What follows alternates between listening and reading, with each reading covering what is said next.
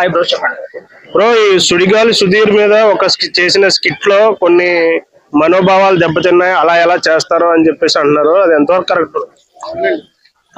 Actual గా నేను చెప్పాలి అంటే ఇప్పుడు ఆ స్కిట్ లో నంది నుంచి చూసినప్పుడు అంటే హీరోయిన్ కనిపించడం అనేది బేసిక్ గా ఏదో సినిమాలో ఉంది కదా అనేసి ఇప్పుడు చేయటము తప్పు. అప్పుడు సోషల్ మీడియా ఇంపాక్ట్ అంతగా లేకపోయి ఉండొచ్చు, లేదా పట్టించుకోకపోయి ఉండొచ్చు.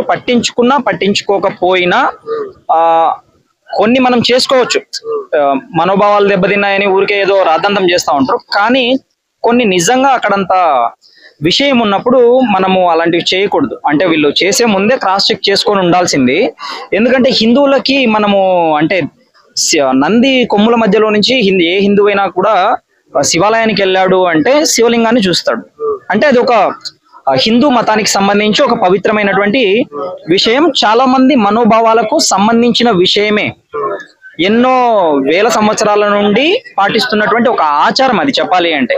మరి ఆచారాన్ని పాడు చేసినప్పుడు ఖచ్చితంగా మనోభావాలు దెబ్బతిన్నాయి అంటే ఖచ్చితంగా మనోభావాలు దెబ్బతింటాయి. అలాంటివి చేయకూడదు. బట్ పొరపాటున ఆ సినిమాలో ఉంది కదా అని ఈ సినిమాలో చేయటము, వీళ్ళు కూడా అలా ఆలోచించి ఉండకపోవచ్చు. అంటే చేసేటప్పుడు ఇలా అవుతుంది అని ఆలోచించి ఉండకపోవచ్చు. అండ్ ఇది ఇంత గొప్ప విషయం కదా, దాన్ని మనం ఇలా వాడకూడదు అనే విషయాన్ని కూడా వీళ్ళు ఆలోచించకపోయి ఉండొచ్చు. అంత ఆలోచించకుండా ఏదో స్కిట్ ఫ్లోలో అలా రాసుకుని ఉంటారు, స్క్రిప్ట్ అది స్కిట్ గా చేసి ఉంటారు. అయితే అలాంటివి ఫ్యూచర్ లో జరగవు. అండ్ ఇప్పుడు చేసినందుకు క్షమాపణ అనేది కోరటం అనేది మంచి విషయం. దాన్ని అంటే వాళ్ళు ఎవరైనా ఇంటెన్షనల్ గా కాంట్రవర్సీ అవుతుంది అనుకున్న విషయాన్ని ఇంటెన్షనల్ గా ఎవరు చెయ్యరు, కాంట్రవర్సీ చేసుకోరు అనేది నా యొక్క అభిప్రాయం. కాబట్టి వాళ్ళు ఇప్పటికైనా హిందూ సమాజానికి క్షమాపణ చెప్పేసి జరిగింది పొరపాటే 100%, వాళ్ళు ఆలోచించి ఉండాల్సింది. బట్ ఫ్లోలో ఆలోచించకుండా ఆల్రెడీ ఒక సినిమాలో ఉంది కదా అనేసి రంభా చీఫ్ గెస్ట్ గా రావటం వల్ల ఇంకోటో అలా చేసి ఉండొచ్చు.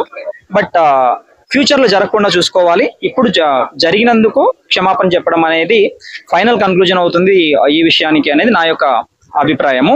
ఫ్యూచర్ లో అయితే ఇంకోసారి అలాంటివి ఏవైనా చేసేప్పుడు ఆలోచించకుండా చేశారు అంటే ఖచ్చితంగా అలాంటి వాళ్ళపైన చర్యలు తీసుకోవాల్సిన అవసరం ఉంటుంది. గవర్నమెంట్స్ చర్యలు తీసుకోవాలి. ఇలాంటి సంఘాలు కూడా అడగడంలో తప్పేమీ లేదు. ఈసారికి అయితే క్షమాపణ చెప్పడము ప్లస్ ఇంకోసారి రిపీట్ కాకుండా చూసుకోవడం అనేది మంచి విషయం. సో వాళ్ళు క్షమాపణ చెప్పడానికి అంత సుముఖత చూపించట్లేదు, ఇంట్రెస్ట్ చూపించట్లేదు అని ఇప్పుడు తెలుస్తుంది. అది ఎంతవరకు కరెక్ట్?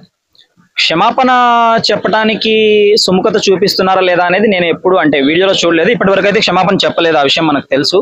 ఇంకో 1 or 2 days మనం వెయిట్ చేసి వాళ్ళకు అంటే వాళ్ళ పనుల్లో వాళ్ళు ఉంటారు, సోషల్ మీడియాని అంతగా ఫాలో అవ్వకుండా ఒకవేళ ఇంత ఇష్యూ జరుగుతూ ఉంది అనే విషయం తెలియకుండా ఉంటే ఓకే, ఇంకో 1 or 2 days చూసి కంపల్సరీగా హిందూ సంఘాలు ఏవైతే ఉంటాయో అవి వాళ్ళపైన కేసు ఫైల్ చేయడం కూడా కరెక్ట్. ఎందుకంటే జరిగింది పొరపాటు అయినప్పుడు చిన్న క్షమాపణతో పోతుంది. అది మీరు చెప్పడానికి ఇష్టంగా లేరు, సుముఖతతో లేరు అంటే ఖచ్చితంగా మీ పైన చర్యలు ఉంటాయి. ఎందుకంటే మీరు ఇంకోసారి రిపీట్ చేస్తారు. ఇది మీరు క్షమాపణ చెప్పడానికి సుముఖంగా లేరు అంటే అర్థం ఏంటి? మీరు చేసిన తప్పు కాదు అని మీరు అనుకుంటున్నారు, రేపు ఇంకోటి చేస్తారు. అలాంటి వాళ్ళపైన అయితే అలా ఒకవేళ క్షమాపణ చెప్పని పక్షంలో ఖచ్చితంగా చర్యలు తీసుకోవాల్సిందే. Okay bro, thank you.